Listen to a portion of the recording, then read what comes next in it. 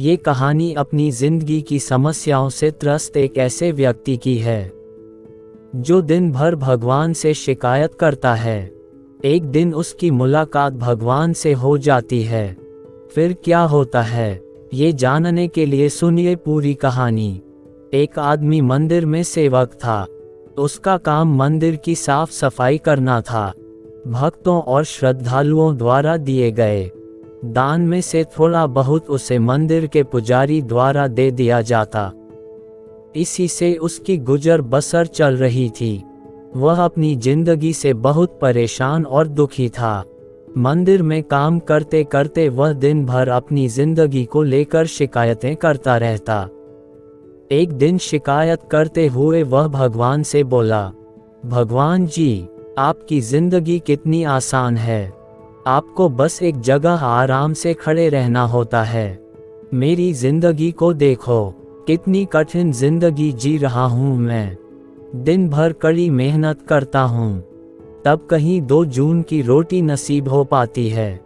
काश मेरी जिंदगी भी आपकी तरह होती। उसकी बात सुनकर भगवान बोले, तुम जैसा सोच रहे हो वैसा नहीं है।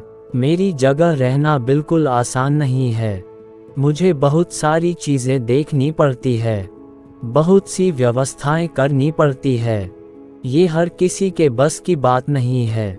मंदिर का सेवक बोला, भगवान जी, कैसी बात कर रहे हैं आप? आपका काम आसान ही तो है। आपकी तरह तो मैं भी दिन भर खड़े रह सकता हूँ। इसमें कौन सी बड़ी बात है? भगवान बोले, तुम नहीं कर पाओगे। इस काम में बहुत धैर्य की आवश्यकता पड़ती है। मैं ज़रूर कर पाऊंगा। आप मुझे एक दिन अपनी ज़िंदगी जीने दीजिए। आप जैसा बताएंगे मैं वैसा ही करूंगा। मंदिर का सेवक जिद करने लगा। उसकी जिद के आगे भगवान मान गए और बोले, ठीक है, आज पूरा दिन तुम मेरी जिंदगी जियो।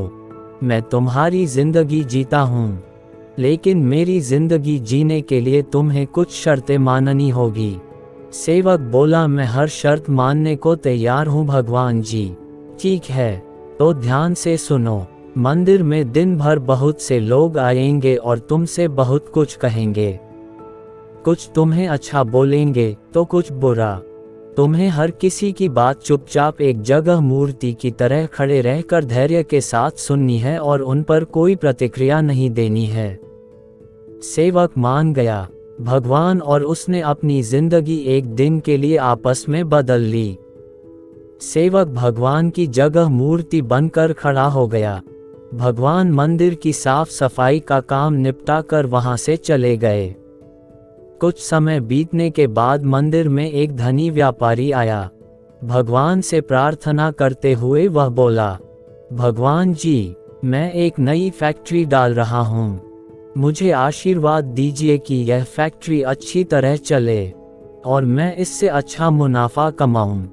प्रार्थना करने के बाद वह प्रणाम करने के लिए नीचे झुका तो उसका बटुआ गिर गया।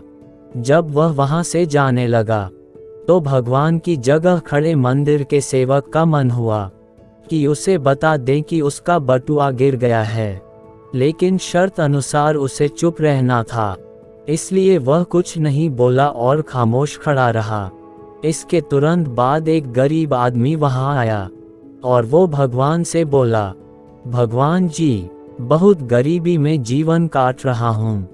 परिवार का पेट पालना है, माँ की दवाई की व्यवस्था करनी है। समझ नहीं पा रहा हूँ कि इतना सब कैसे करूँ। आज देखो, मेरे पास बस 1 रुपया है। इससे मैं क्या कर पाऊँगा? आप ही कुछ चमत्कार करो और मेरे लिए धन की व्यवस्था कर दो।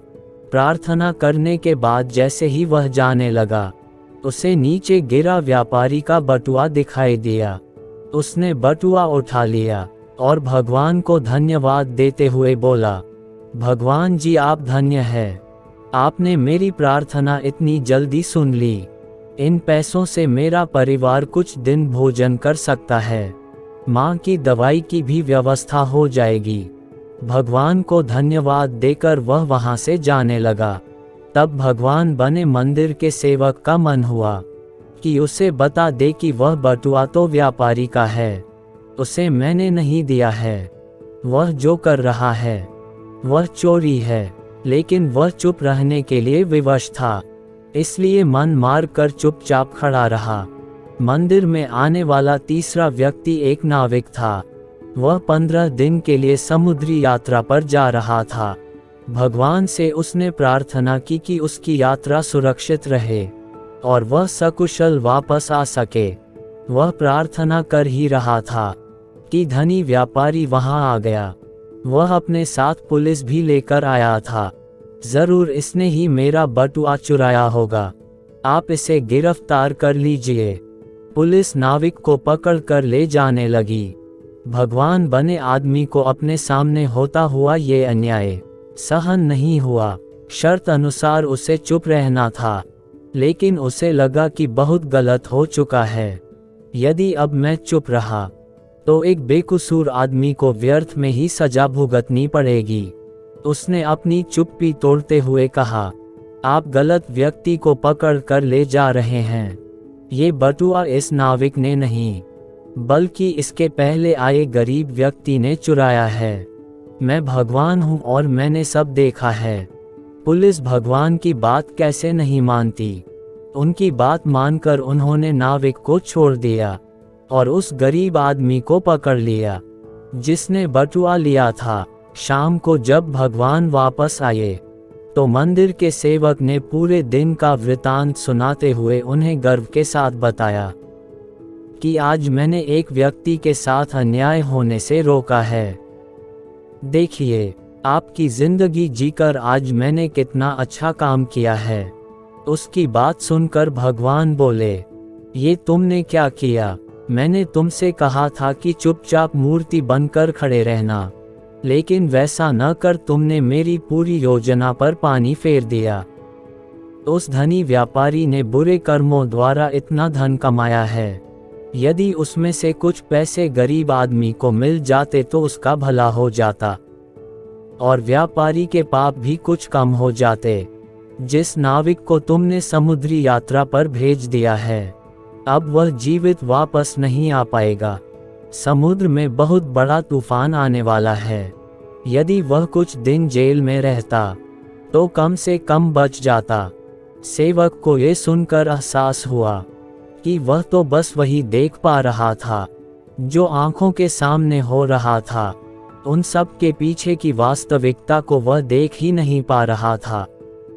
जबकि भगवान जीवन के हर पहलू पर विचार अपनी योजना बनाते हैं और लोगों के जीवन को चलाते हैं। सीख, हम सब भी भगवान की योजनाओं को समझ नहीं पाते। जब हमारे साथ कुछ गलत हो रहा होता है या हमारे हिसाब से कुछ नहीं हो रहा होता है तो अपना धैर्य खोकर हम भगवान को दोष देने लगते हैं।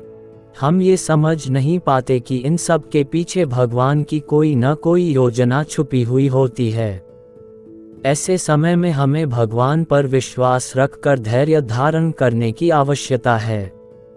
इसलिए चिंता न करें। यदि आपकी मर्जी से कुछ नहीं हो रहा तो इसका अर्थ है कि वह भगवान की मर्जी से हो रहा है, और भले ही देर से ही सही, भगवान की मर्जी से सब अच्छा ही होता है।